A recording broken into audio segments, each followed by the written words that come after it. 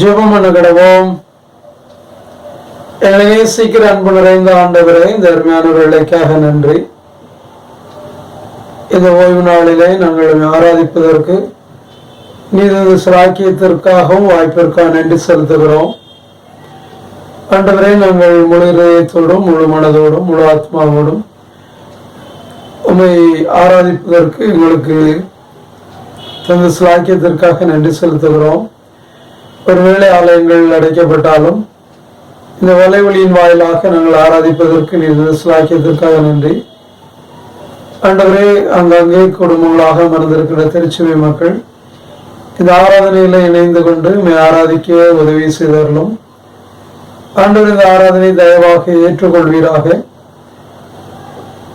அது மட்டுமல்ல, இந்த ஆராதனையின் மூலமாக அடியார்களாக எங்களை ஆசீர்வதிக்கவும் நாங்கள் நமக்கு பிரியமானவர்களாக மாறுவதற்கு இந்த ஆராதனை ஏற்றதாக உகந்ததாக இருக்க உதவி செய்யணும். துவக்கம் முதல் நிறைவு மட்டும் நிறைவான பிரசனம் இதில் அவரோடு கூட இருப்பதாக இயேசு கிறிஸ்து நாம் ஜெபிக்கிறோம் ஆண்டவரே, ஆமென்.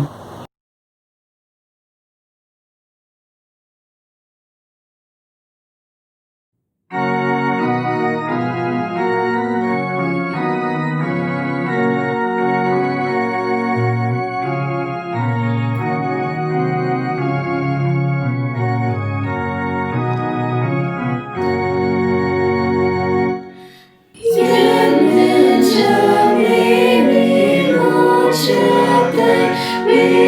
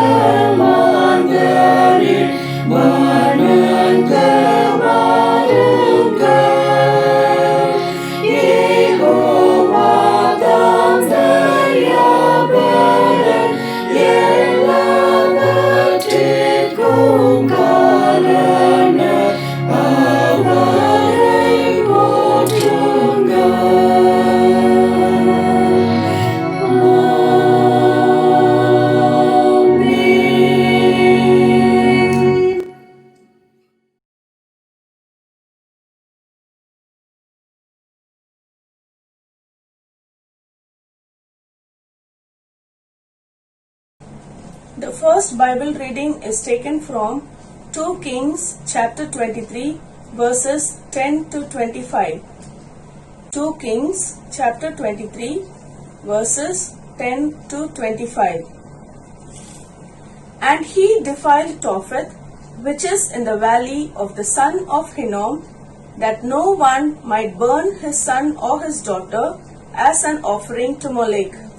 And he removed the horses that the kings of Judah had dedicated to the sun at the entrance to the house of the Lord by the chamber of Nathan-melech, the chamberlain, which was in the precincts. And he burnt the chariots of the sun with fire, and the altars on the roof of the upper chamber of Ahaz, which the kings of Judah had made, and the altars that Manasseh had made in the 2 courts of the house of the Lord, he pulled down and broke into pieces, and cast the dust of them into the brook Kidron. And the king defiled the high places that were east of Jerusalem, to the south of the Mount of Correction, which Solomon the king of Israel had built for Ashtoreth, the abomination of the Sidonians, and for Chemosh, the abomination of Moab, and for Milcom, the abomination of the Ammonites. And he broke in pieces the pillars, and cut down the Asherim, and filled their places with the bones of men. Moreover, the altar at Bethel, the high place erected by Jeroboam, the son of Nebat, who made Israel to sin, that altar with the high place he pulled down and burnt, reducing it to dust. He also burnt the Asherah, and as Josiah turned, he saw the tombs there on the mount. And he sent and took the bones out of the tombs and burnt them on the altar, and defiled it according to the word of the Lord that the man of God proclaimed, who had predicted these things. Then he said, What is that monument that I see? And the men of the city told him, It is the tomb of the man of God who came from Judah and predicted these things that you have done against the altar at Bethel. And he said, Let him be, let no man move his bones. So they let his bones alone with the bones of the prophet who came out of Samaria. And Josiah removed all the shrines also of the high places that were in the cities of Samaria, which kings of Israel had made, provoking the Lord to anger. And he did to them according to all he had done at Bethel. And he sacrificed all the priests of the high places who were there on the altars, and burnt human bones on them. Then he returned to Jerusalem. And the king commanded all the people, Keep the Passover to the Lord your God, as it is written in this book of the covenant. For no such Passover have ever been kept since the days of the judges who judged Israel, or during all the days of the kings of Israel, or of the kings of Judah. But in the 18th year of King Josiah, this Passover was kept to the Lord in Jerusalem. Moreover, Josiah put away the mediums and the necromancers, and the household gods and the idols, and all the abominations that were seen in the land of Judah and in Jerusalem, that he might establish the words of the law that were written in the book that Hilkiah the priest found in the house of the Lord. Before him there was no king like him, who turned to the Lord with all his heart and with all his soul and with all his might, according to all the law of Moses, nor did any like him arise after him. Here ends the first reading. Praise be to God.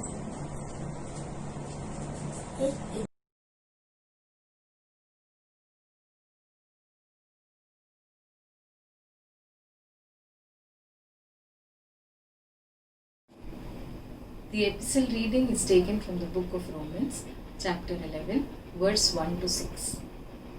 Romans chapter 11, verse 1 to 6. I ask then, did God reject his people? By no means. I am an Israelite myself, a descendant of Abraham, from the tribe of Benjamin.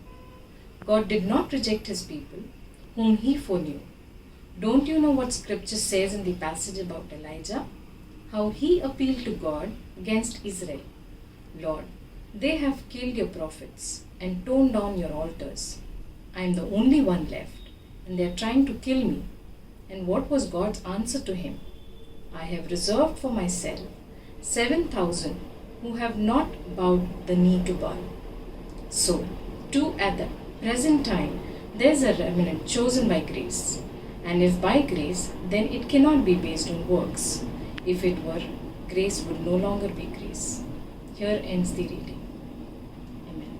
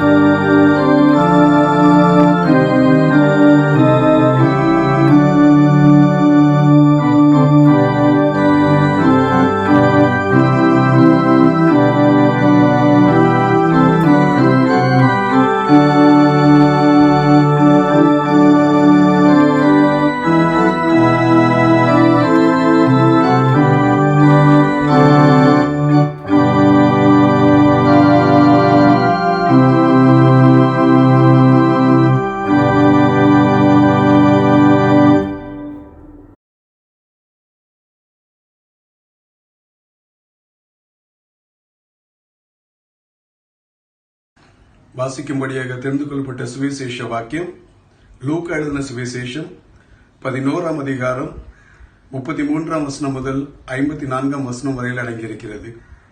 The gospel reading is taken from Gospel according to Luke chapter 11 verses 33 to 54. லூக்கா 11ஆம் அதிகாரம் 33ஆம் வசனம். ஒருவனும் விளக்கை கொளுத்தி மறைவிடத்திலாவது மரக்காலின் கீழேயாவது வைக்காமல் உள்ளே வருகிறவர்கள் வெளிச்சம் காணும்படி அதை விளக்கு தண்டின் மேல் வைப்பான். கண்ணானது சரீரத்தின் விளக்காயிருக்கிறது. உன் கண் தெளிவாயிருந்தால் உன் சரீரம் முழுவதும் வெளிச்சமாயிருக்கும். உன் கண் கெட்டதா இருந்தால் உன் சரீரம் முழுவதும் இருளாயிருக்கும்.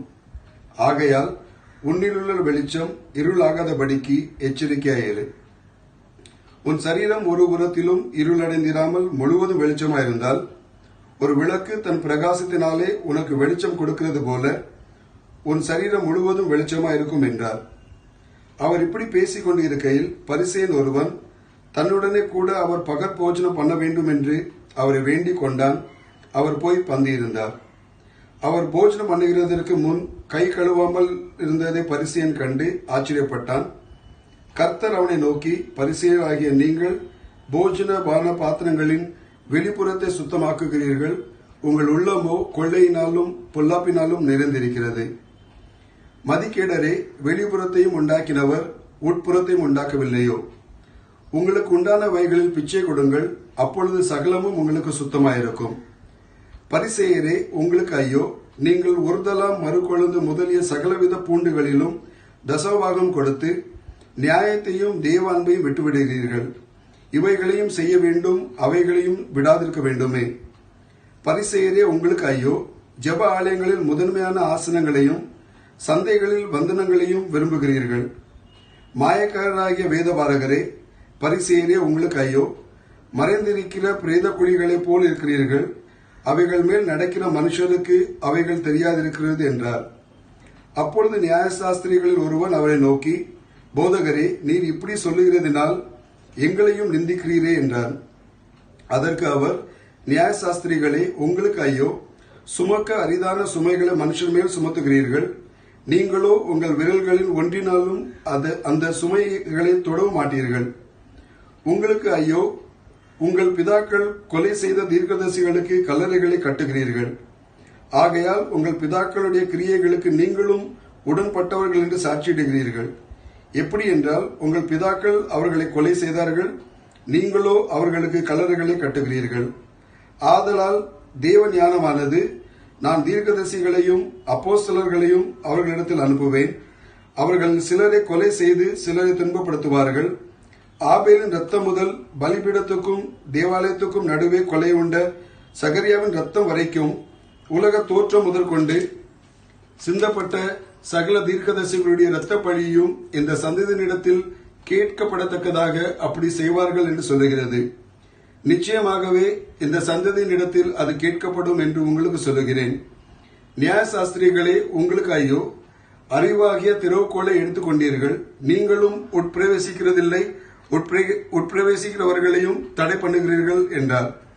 இவைகளை அவர்களுக்கு அவர் சொல்லுகையில் வேதபாரகரும் பரிசேயரும் அவர் மேல் குற்றம் சாட்டும் பொருட்டு அவர் வாய்மொழியில் ஏதாகிலும் பிழை கண்டுபிடிக்க வேண்டும் என்று உபயம் பண்ணி அவரை மிகவும் நெருக்கவும் அநேக காரியங்களை குறித்து பேசும்படி அவரை ஏவவும் தொடங்கினார்கள் என்பது.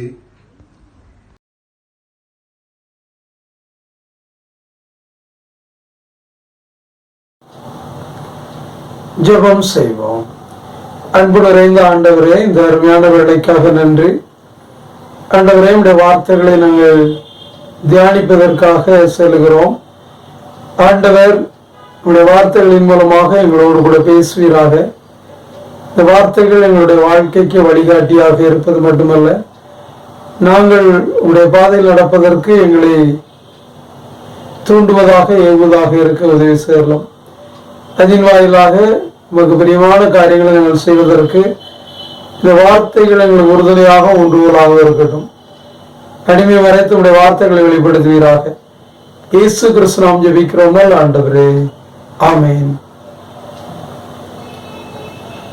கர்த்தருக்குள் அன்பான திருச்சபையின் மக்களை, ஆண்டவராகிய இயேசு கிறிஸ்துவின் இடைநேற்று நாமத்திலே உங்கள் யாவரையும் வாழ்த்துகிறேன். இந்த நாளிலே நம்முடைய தியானத்திற்கு என்று கொடுக்கப்பட்டிருக்கின்ற தலைப்பு சீர்திருத்த ஞாயிறு என்று கொடுக்கப்பட்டிருக்கிறது. ரெஃபர்மேஷன் சண்டே என்று ஆங்கிலத்தில் இதை அழைக்கிறார்கள்.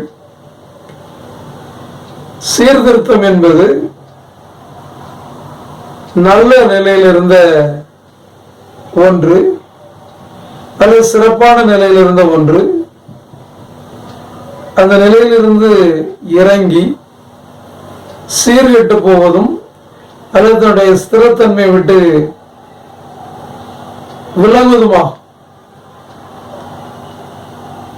தனக்கு இருந்த மேன்மை, புகழ், சிறப்பு, சீர் இவைகளை இழந்து அவமகிமை அல்லது அவகீர்த்தி அடைவது. எனவே தன்னுடைய உயர்ந்த உன்னதமான நிலையிலிருந்து அது இரக்கமுற்று அல்லது தனிமுற்று தன்னுடைய தன்மை இழந்து போகும்போது அது சரிப்படுத்த வேண்டுவது அல்லது சீர்படுத்த வேண்டுவது தவிர்க்க முடியாத ஒன்று. அதில் உள்ள குறைகள், தவறுகள், பிழைகள் எல்லாவற்றையும் அகற்றி அப்புறப்படுத்தி பழைய நிலைக்கு உயர்த்துவதும் முந்தைய நிலைக்கு கொண்டு வருவதும் சீர்திருத்தமாகும்.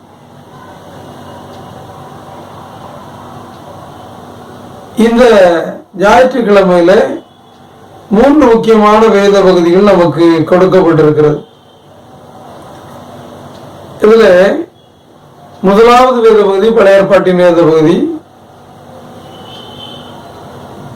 2 ராஜாக்கள் 23ஆம் அதிகாரம் நமக்கு கொடுக்கப்பட்டிருக்கு. இதுல யோசியா ராஜா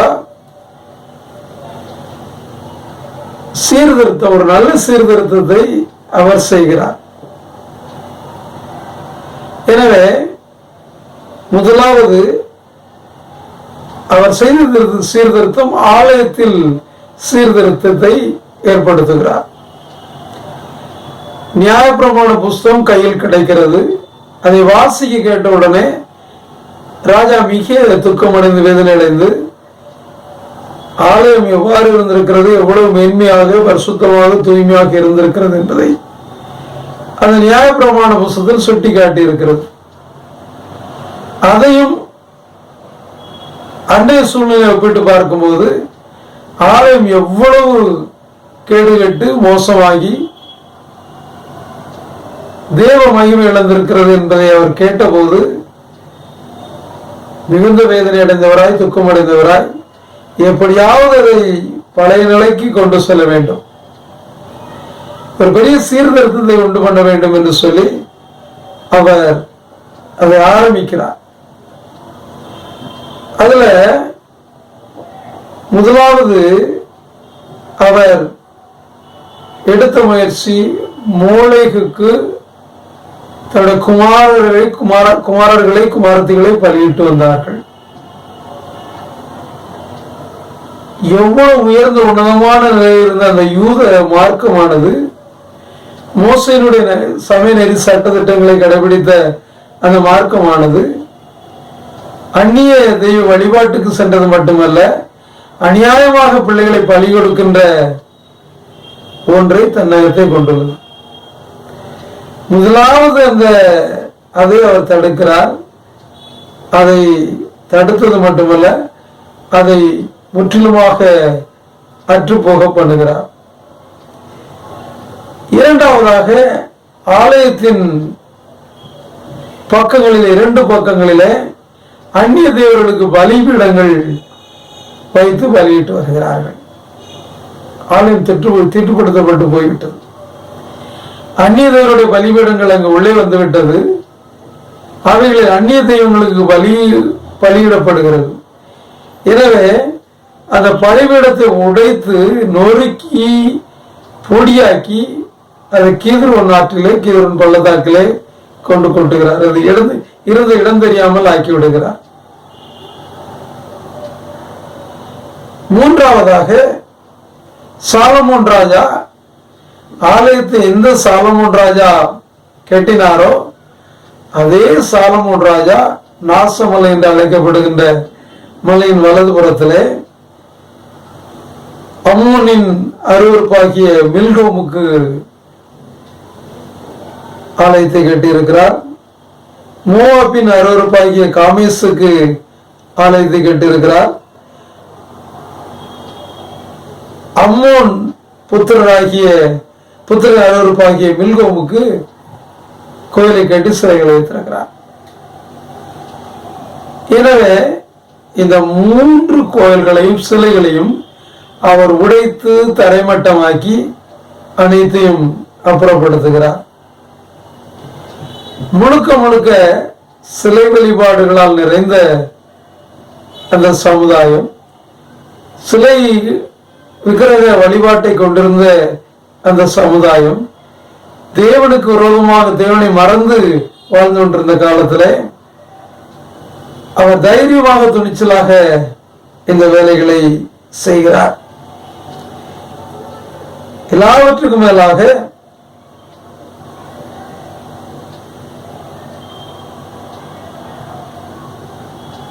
யெரொபெயாம் பெத்தேலிலே அந்நிய தெய்வங்களுக்கு பலிபீட மேடைகளை கட்டியிருந்தார்.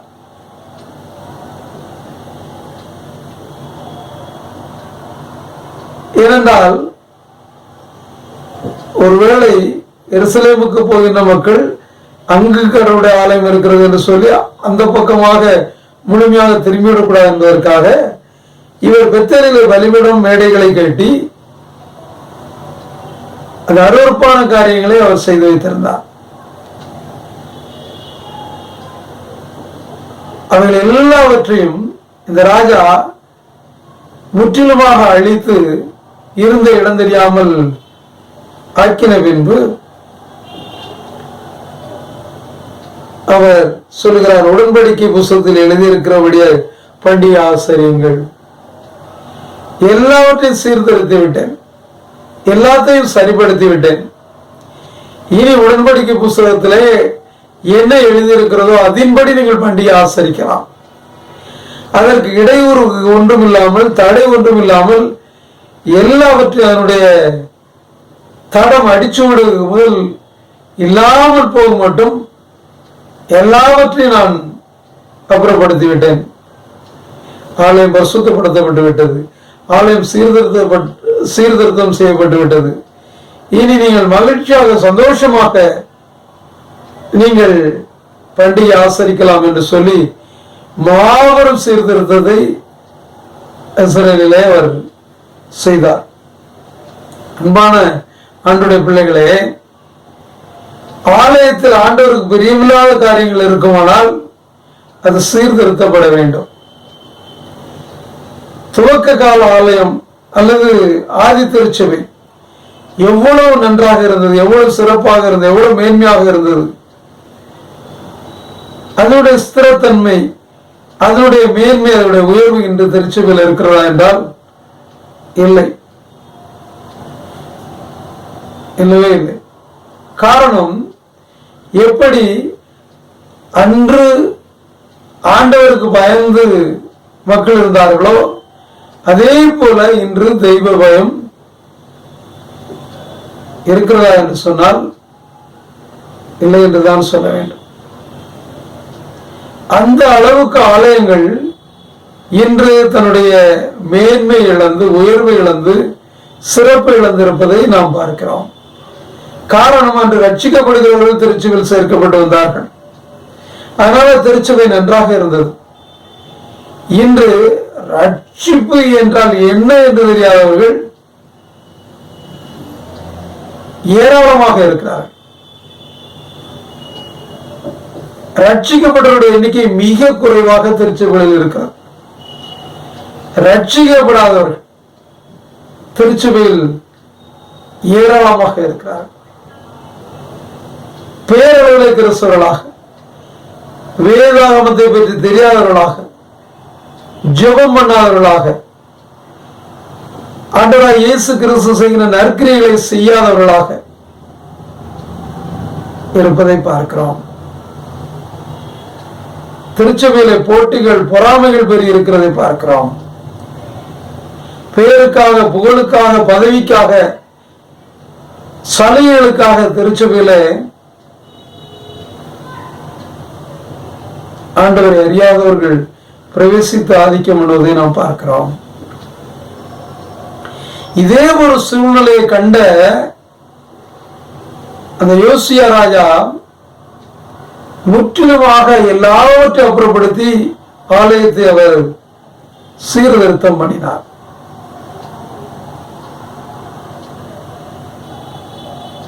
அவ்வாறு சீர்திருத்தம் செய்யப்பட்டால் மட்டுமே திருச்சபை தேவனுடைய சரீரமாக, தேவனுடைய மனவாட்டியாக இருக்க முடியும்.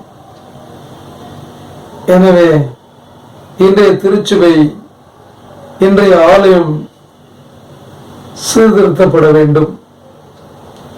ஒருவேளை சாதாரண விசுவாசிகள் மட்டுமல்ல, ஊழியர்களாக இருக்கட்டும் அல்ல ஆண்டுடைய பணிவிடையாளர்களாக இருக்கட்டும், ஆதி திருச்சபையில் இருந்த அந்த ஒரு ஸ்திரத்தன்மை இன்று இல்லாததை திருச்சபையினுடைய புகழ்ச்சிக்கும் அல்லது உயர்வுக்கும் மேன்மைக்கும் மகிமைக்கும் பின்னடைவின் குத்தகத்தை ஏற்படுத்துவதை நாம் பார்க்கிறோம். எனவே அன்று யோசியா ராஜா செய்த சீர்திருத்தம் மிக முக்கியமானது, தேவையானது. அதே போல திருச்சபைகள் சீர்திருத்தப்பட வேண்டும் என்பது மிக அவசியமான தேவையான ஒன்று. இரண்டாவதாக ஆராதனையில் சீர்திருத்தம். ஆராதனை என்பது ஆண்டவரை மகிமைப்படுத்துகின்ற, ஆண்டவரை புகழுகின்ற, ஆண்டவரை உயர்த்துகின்ற, ஆண்டவரை மேன்மைப்படுத்துகின்ற ஒன்று. இதுல எந்த தனி மனிதனுக்கும் மரியாதையோ மதிப்போ புகழ்ச்சியோ ஒன்றுமே இல்லை.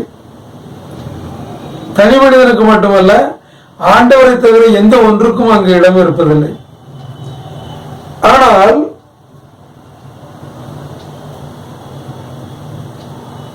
எலியா தீர்க்கதரிசியின் காலத்துல இந்த ஆராதனை பாகாலுக்கு செலுத்தப்பட்டது. பாகாலுக்கு துதி செலுத்தப்பட்டது, மகிமை செலுத்தப்பட்டது, ஆராதனை செலுத்தப்பட்டது, எல்லாமே பாகாலுக்கு செலுத்தப்பட்டது. யெகோவாகிய தேவனுடைய பிள்ளைகள் தன்னுடைய தகப்பனாகிய, தன்னுடைய படைப்பாளராகிய யெகோவாவை ஆராதியாமல் ஒன்றுமில்லாத இந்த பாகாலை வழிபட்டார். கடவுள் அல்லாத பாகாலை வழிபட்டார்கள். பாகாலை வழிபட்டது மட்டுமல்ல, அந்நிய பழக்க வழக்கங்கள், அந்நிய கலாச்சாரம், அந்நிய செயல்பாடு, தீமையான அருவருப்பான செயல்கள் எல்லாவற்றையும், ஆண்டவருக்கு பிடிக்காத அனைத்து காரியங்களையும் செய்தார்கள்.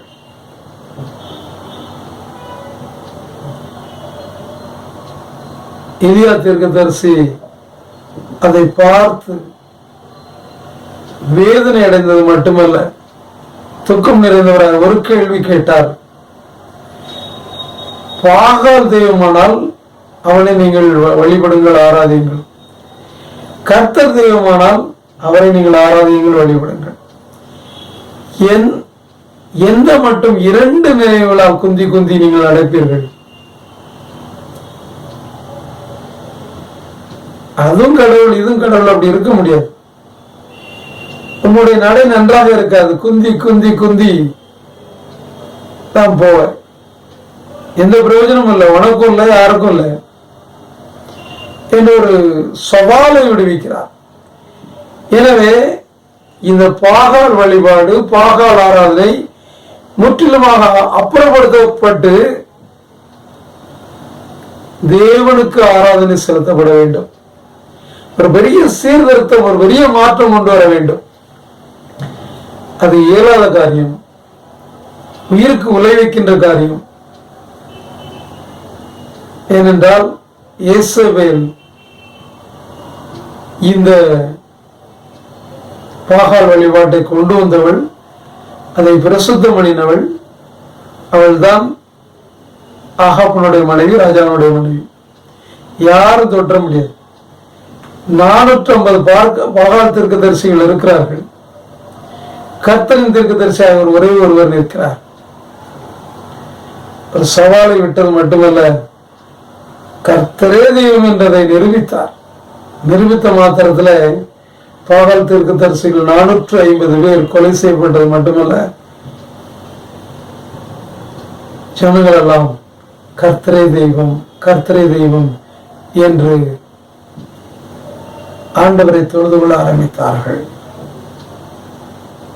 ஆராதனையில் சீர்திருத்தம். பாகால் வழிபாட்டில் இருந்த அந்த மக்களை முற்றிலுமாக மாற்றி யெகோவா வழிபாட்டிற்கு, ஆண்டோட வழிபாட்டிற்கு திருத்தினார். பெரிய சீர்திருத்தம், பெரிய மாற்றம். அதனால அவருக்கு கஷ்டம் ஏற்பட்டது, அவருக்கு பிரச்சனை ஏற்பட்டது, தொந்தரவு ஏற்பட்டது, தலைக்கு விளைவிக்கப்பட்டது. ஆனா அந்த வழிபாடு மாறினதும் அந்த சீர்திருத்தம் நடந்ததுதான். அதுக்கு பிறகு ராணியோ அல்லது ராஜாவோ அதை மாற்ற முடியாது. ஏனென்றால் மக்கள் தன்னுடைய சொந்த கண்களினாலே பார்த்து விட்டார்கள். கர்த்தர் அக்னியா இறங்கி பலியை பட்சித்து விட்டார். இனி பாகாலை வழிபாடு என்று சொன்னால் மக்களே கல்லறிஞ்சு கொண்டுருவாங்க. ஆராதனையில் சீர்திருத்தம்.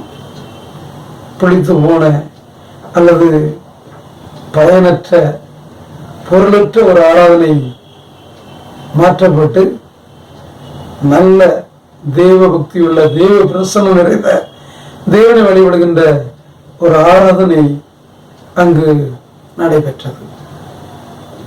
ஆராதனையில் மாற்றம். இன்று ஆராதனைகள் எப்படியோ போய்கிட்டு. சில ஆராதனைகள் தனிப்பட்ட முறையில தேவ ஊழியர்கள் என்று சொல்லிக்கொண்டு ஆராதனை அவங்குலப்படுத்துவதை நாம் பார்க்கிறோம். ஒரே கத்து, சம்பந்தமில்லாம கத்து, ஒரே ஆட்டம்,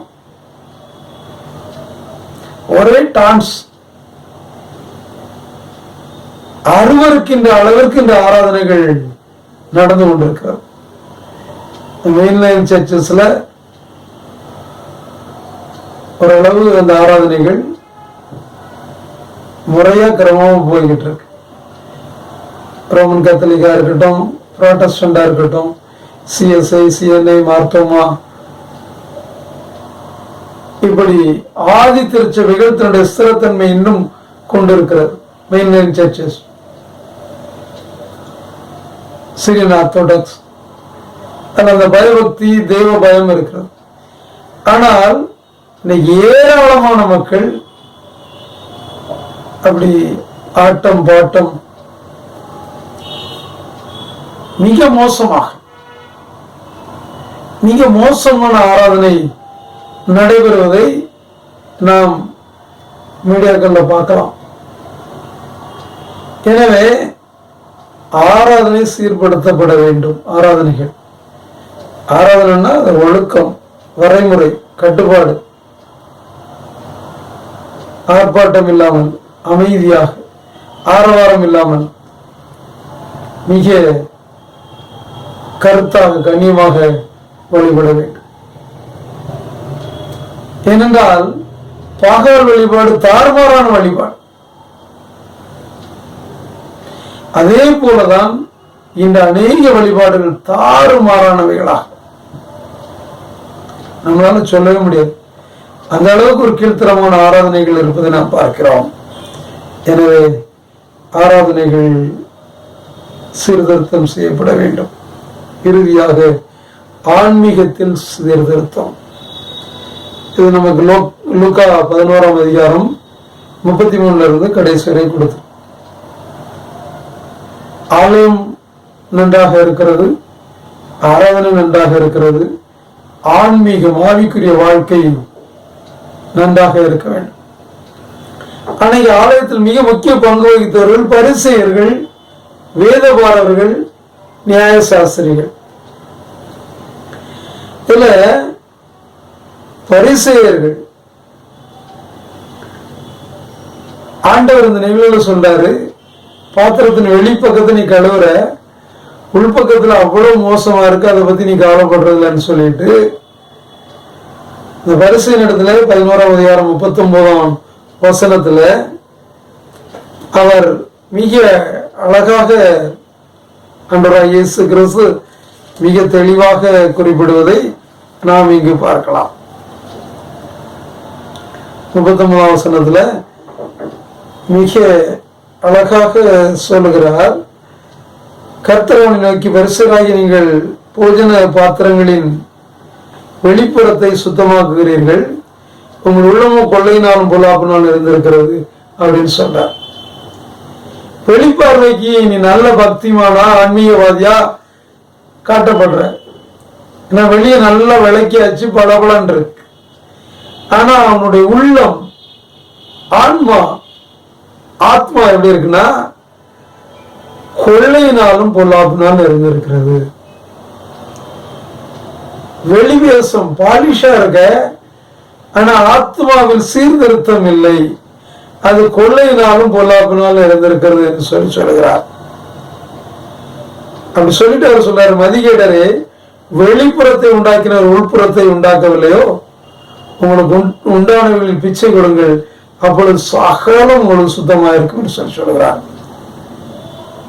வெளியே மட்டும் கடவாது, அது கொள்ளையினாலும் பொல்லாப்பினாலும் இருந்திருக்கிறது.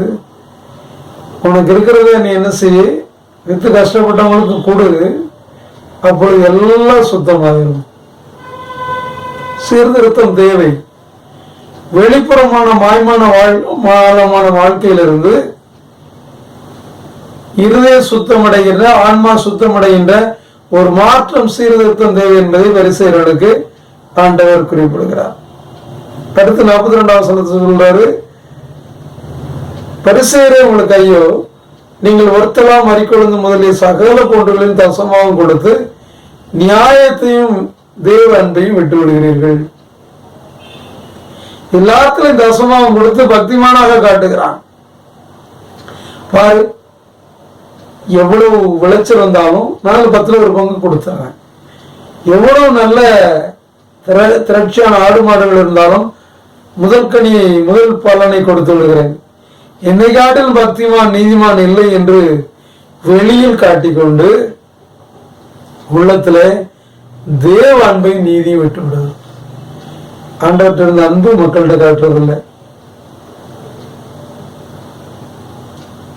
நீதியா இருக்கிறது இல்லை, ஃபுல்லா எதிரடையான காரியங்கள்.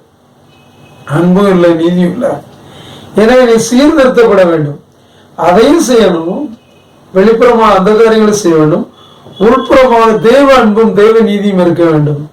சீர்திருத்தம் பெற வேண்டும் நீ என்று சொல்லி குறிப்பிடுகிறார். நியாயசாஸ்திரிகளை பார்த்து அவர் சொல்லுகிறார், மனுஷர் சுமக்கூடாத சுமைகளை அவர்கள் மீது நீங்கள் ஏற்றுகிறீர்கள், சுமத்துகிறீர்கள், நீங்களும் ஒன்னையும் தொடரல. அதை பண்ணணும், இதை பண்ணணும், அப்படி இருக்கணும், இப்படி இருக்கணும் அப்படின்னு சொல்லி மற்றவங்களுக்கு போதித்து விட்டு தாங்கள் அதை கடைபிடிப்பதில்லை. நியாயமான காரியங்களை மற்றவர்களுக்கு போதித்து விட்டு செய்ய கட்டாயப்படுத்தி விட்டு இந்த நியாயமான காரியங்களை இவர்கள் ஒரு நாளும் செய்வதில்லை. இது போல ஏமாற்றுத்தனம், இதுல இருந்து சீர்திருத்தம் பெற வேண்டும் என்று குறிப்பிடுகிறார். கடைசியா 48ஆம் வசனத்துல, உங்கள் பிதாக்களுடைய கிரியைகளுக்கு நீங்கள் உடன்பட்டவர்களாக இருக்கிறீர்கள், உடல் சாட்சியிடுகிறீர்கள். எப்படி என்றால், உங்கள் பிதாக்கள் அவர்களை கொலை செய்தார்கள், நீங்களோ அவர்களுக்கு கல்லறை கட்டுகிறீர்கள் சொல்றாங்க. பிதாக்கள் தீர்க்கதரிசிகள் ஊழியர்களை கொலை செய்தார்கள், நீங்கள் நாங்க மோசமானவங்க கிடையாது, அவங்கதான் அவங்கள கொண்டுட்டாங்க, நாங்க நல்லவங்க. எனவே அந்த பரிசுத்தவான்களுக்கு, நீதிமான்களுக்கு கல்லறை கட்டுகிறோம் என்று சொல்லி அவங்க கல்லறை கட்டுறீங்க. அவன் கொண்டா நீ கல்லறை கட்டின, அவனுக்கு உனக்கு என்ன வித்தியாசம்?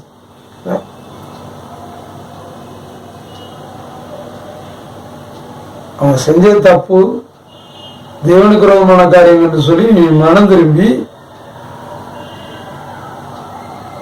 மாற்றம் பெற்றிருக்க வேண்டும். அவன் செஞ்சதை நியாயப்படுத்தி அவனுக்கு கல்லறை கட்டுறல, அவனுக்கு உனக்கு என்ன வித்தியாசம்? நீ மாற்றம் பெற வேண்டும் என்று சொல்லி குறிப்பிடுகிறான். ஆன்மீகத்தில் சீர்திருத்தம். அன்பான ஆண்டவருடைய பிள்ளைகளே, முதலாவது, ஆலயத்தில் சீர்திருத்தம் அவசியம், ஆராதனையில் சீர்திருத்தம் அவசியம், ஆன்மீகத்தில் சீர்திருத்தம் அவசியம். ஆலயம் தேவனுடைய வீடு, தேவனுடைய மனவாட்டி, தேவனுடைய சரீரம். அது சரியான முறையில் இருக்க நாம் பிரயாசப்பட வேண்டும். ஆராதனைகள் பயபக்தியுள்ள ஆராதனைகளாக, தேவனுக்கு மகிமை செலுத்துகின்ற ஆராதனைகளாக, தேவ மகிமை வெளிப்படுத்துகின்ற ஆராதனைகளாக இருக்க வேண்டும். நான் ஆட்டம் பாட்டம் போடுறதுக்கோ அல்லது தன்னை பெரியவன் சிறந்த தாழ்ந்துள்ளவன் என்று காட்டுவதற்கு அல்ல, ஒழுங்கினமான ஆராதனை அல்ல, மிக ஒழுக்கமான பக்தியுள்ள புத்தியுள்ள ஆராதனை இருக்க வேண்டும். எல்லாவற்றிற்கும் மேலாக ஆன்மா சீர்திருத்தம் பெற வேண்டும். வெளியே பக்திமான்களாக காட்டி, வெளியே நல்லவர்களாக காட்டி, வெளியே ஆண்டோடைய பிள்ளைகளை போல காட்டி, உள்ளத்திலே ஆத்மாவிலே வஞ்சனையினாலும் கொள்ளையினாலும் தெய்வ அன்பு இல்லாதவர்களாக அல்லது நியாயமற்றவர்களாக இருக்கும்போது எந்த பிரயோஜனமும் இல்லை. வெளி பக்தி, வெளிப்புறமான தோற்றம் ஒண்ணுக்குமே ஆகாது. அது வெளியில பாத்திரத்தை விளக்கி சுத்தப்படுத்தினது போல, உள்ளே அருவருப்பும் அசுத்தமும் இருப்பது போல ஆகிவிடும். ஆன்மீக சீர்திருத்தம் தேவை. சபை சீர்திருத்தம் என்பது 1517 1648 வரைக்கும் கிட்டத்தட்ட 131 வருஷம் நடந்த ஒரு பெரிய மாற்றம். இதற்காக பலர் பிரயாசப்பட்டார்கள், பலர் பாடுபட்டார்கள். அது முக்கியமா மார்ட்டின் லூத்தர்,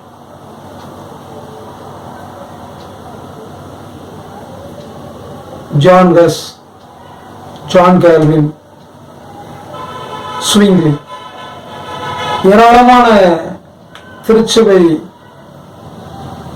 தந்தைகள் உருவாகி ஒரு மாபெரும் புரட்சி. திருச்சபையில் இருந்த ஆலயத்தில் இருந்த எல்லா விதமான அருவறுப்புகளையும் நீக்கும் வண்ணமாக, ஆராதனையில் இருந்த எல்லா குறைபாடுகளையும் நீக்கும் வண்ணமாக, ஆன்மீகத்தில் சீர்திருத்தம் ஏற்படும் வண்ணமாக பாடுபட்டார்கள். பல கஷ்டத்தையும் துன்பங்களையும் வேதனையும் இழப்பையும் அனுபவித்தார்கள். ஜீவனை பொருட்டாக எண்ணவில்லை. அதனால திருச்சபையினுடைய ஸ்திரத்தன்மை ஆண்டுகளாக தொடர்ந்து கொண்டே வருகிறது. அது தொடர வேண்டும். திருச்சபைகள் சீர்திருத்தப்பட்டு புதுப்பொலிவு பெற வேண்டும். ஆராதனைகள் சீர்திருத்தம் பெற்று உயிருள்ளதாக இருக்க வேண்டும். ஆன்மீகம் சீர்திருத்தப்பட்டு தேவனுடைய செய்கை வெளிப்பட வேண்டும்.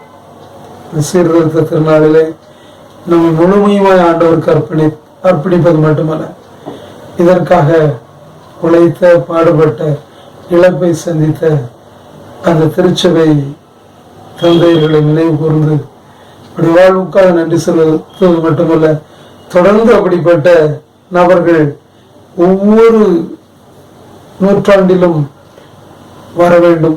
குறிப்பாக இந்த நூற்றாண்டிலே வர வேண்டும் என்று ஆண்டுடைய சமூகத்தில் நாம் பிரார்த்தனை செய்வது மட்டுமல்ல, நம்மை அந்த விலையேறப்பெற்ற பணிக்கு அர்ப்பணித்து தொடர்ந்து முன்னேற ஆண்டவர் நமக்கு உதவி செய்வாராக. ஆமென்.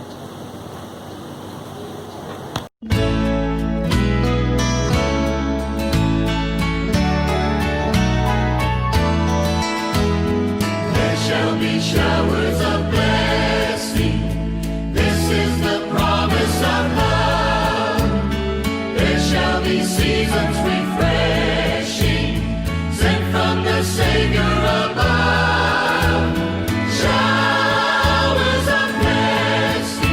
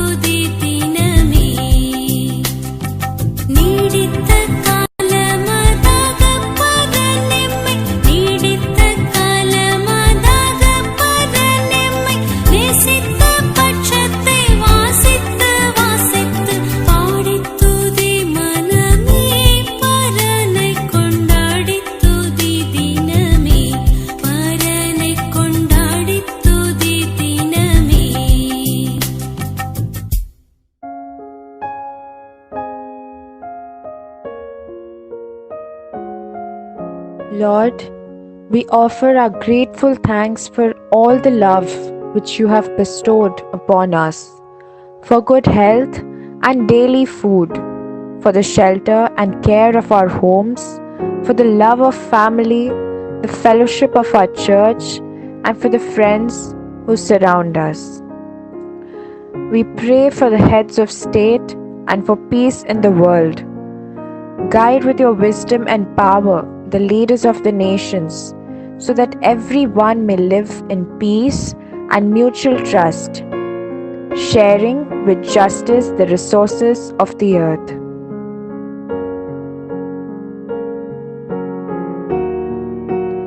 We pray for all the people affected due to the current COVID pandemic, families of people who've lost their loved ones, for people who are in quarantine, people who've lost their jobs or businesses, people who are undergoing anxiety and depression.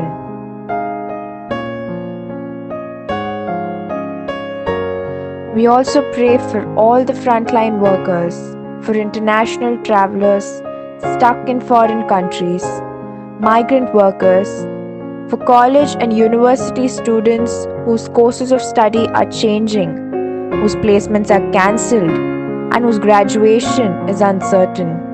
God, show them that while life is uncertain, their trust is in you.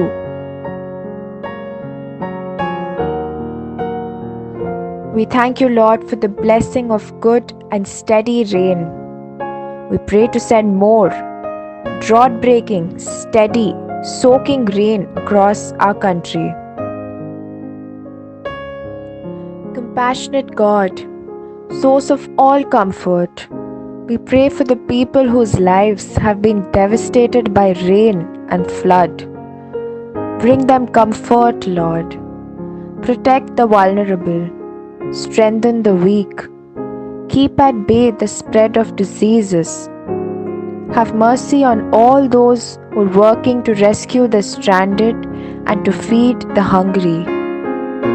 May our response to their suffering be generous and bring you praise. We pray for the suffering and deprived people around the world. We pray for those who mourn of the death of their loved ones. We commend to your fatherly care, merciful God, all who are in sickness, sorrow, discouragement, or any other trouble. Give them patience and a firm trust in your goodness. We pray that you would comfort and strengthen those who are gripped by poverty, weakened by illness, or oppressed by cruelty. May they know your divine love and experience your care. We pray for the elderly, especially those who are unable to leave their homes. We pray for the lonely and for all those separated from their loved ones. Help us to display your compassion to all those who are in need. We pray for all those who proclaim the gospel throughout the world.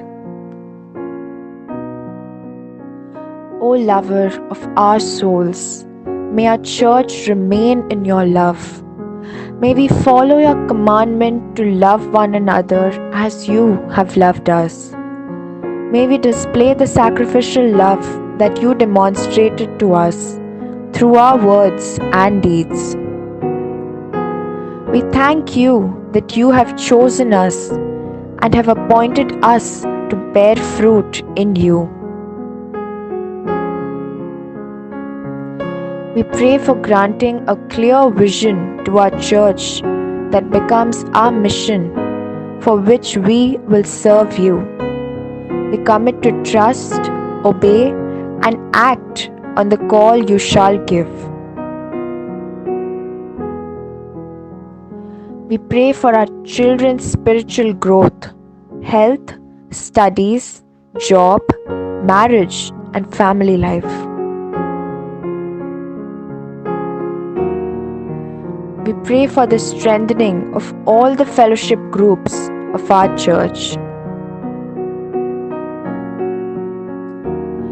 We pray for our pastor, catechist, committee members, elders, and their families, that they may serve the church wisely and faithfully.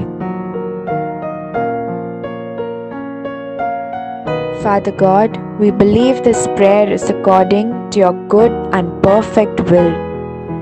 We trust we will see in the coming days your answers in public for our prayers in private. We give thanks now for what we will be then. We commit ourselves to your safekeeping by your grace. Thus we plead in the name of our Lord and Savior Jesus Christ. Amen. பரமண்டலங்களில் இருக்கிற எங்கள் பிதாவே, உம்முடைய நாமம் பரிசுத்தப்படுவதாக, உம்முடைய ராஜ்யம் வருவதாக, உம்முடைய சித்தம் பரமண்டலத்திலே செய்யப்படுகிறது போல பூமியிலேயும் செய்யப்படுவதாக. அன்றன்றுள்ள எங்கள் அப்பத்தை எங்களுக்கு இன்று தாரும். எங்களுக்கு விரோதமாய் குற்றம் செய்கிறவர்களுக்கு நாங்கள் மன்னிக்கிறது போல எங்கள் குற்றங்களை எங்களுக்கு மன்னியும். எங்களை சோதனைக்குள் பிரவேசிக்க பண்ணாமல் தீமை நின்று எங்களை ரட்சித்துக் கொள்ளும். ராஜ்யமும் வல்லமையும் மகிமையும் என்றென்றைக்கும் உம்முடையவைகளே. ஆமென்.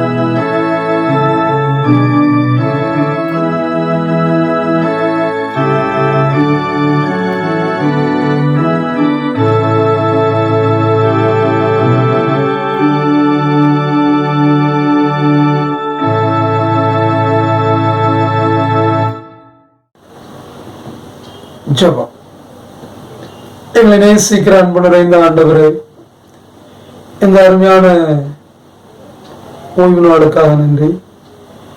உண்மை ஆராதிக்க, உண்மை மேன்மைப்படுத்த, உண்மை புகழ போற்ற உதவி செய்வதற்காக நன்றி செலுத்துகிறோம். ஆண்டவரே, சீர்திருத்தம் என்பது மிக முக்கியமானது, அவசியமானது. எல்லா காலத்திலும் அது நடைபெற வேண்டும் என்பது உண்மை. ஆண்டவரே, இந்த காலங்களிலும் சபைக்கு தேவையான சீர்திருத்தத்தை, ஆராதனைக்கு தேவையான சீர்திருத்தத்தை, தனி மனிதனுடைய வாழ்க்கையில் ஆன்மாவில் ஏற்பட வேண்டிய சீர்திருத்தத்தை நீர் எங்கள் கட்டளையிட வேண்டும் என்று சொல்லி நாங்கள் ஜெபிக்கிறோம். நாங்கள் எங்களில் மாற்றம் பெறுவதற்கு உடைய நேரப்பெற்ற ரத்தத்தினாலே கழுவி சுத்திகரித்து உடைய பரிசுத்தாவின் வல்லமையை எங்களுக்கு தருகிறார்கள். அதன் வாயிலாக உண்மையிலே நாங்கள் இந்த உலகத்திற்கு ஒளியாக உப்பாக விளங்க ஆண்டு உதவி. திருச்சபை மக்கள் ஒருவரையும் பேர் பேராக குடும்பமாக ஆசிரியம் தேவைகள் எதிர்பார்ப்புகள் எல்லாவற்றையும் சந்தியும். இந்த கொடிய காலங்களிலே திருச்சபை மக்களை கண்ணைமை காப்பது போல பாதுகாத்துக் கொள்ளும். எங்களுடைய தேசத்தை பாதுகாத்துக் கொள்ளும். உலக நாடுகளை பாதுகாத்துக் கொள்ளும். தேவையுள்ள மக்களுடைய தேவைகளை சந்திப்பீராக. ஆண்டவரே, விரைவிலே கொரோனா தடுப்பு மருந்து கண்டுபிடிக்கப்படவும் உக்கிரமம் தணிந்து மக்கள் விடுதலை பெற ஆண்டவர் உதேசம். கர்த்தரே மெய்யான தெய்வம் என்று யாவரும் கண்டுகொள்வதற்கு வல்லமை வெளிப்படுவதாக எங்களை தாழ்த்தி அர்ப்பணிக்கிறோம். துதியான மகிமையில் ஆற்றல் செலுத்துகிறோம். இயேசு கிறிஸ்துவின் ஜெபிக்கிறோம் நல்ல ஆண்டவரே, ஆமென். நம்முடைய ஆண்டவராகிய இயேசு கிறிஸ்துவின் கிருபையும் பிதாவாகிய தேவனுடைய அன்பும் பரிசுத்த ஆவியின் ஐக்கியம் நம்மளுடைய எப்போதைக்கு இருப்பதாக. ஆமென்.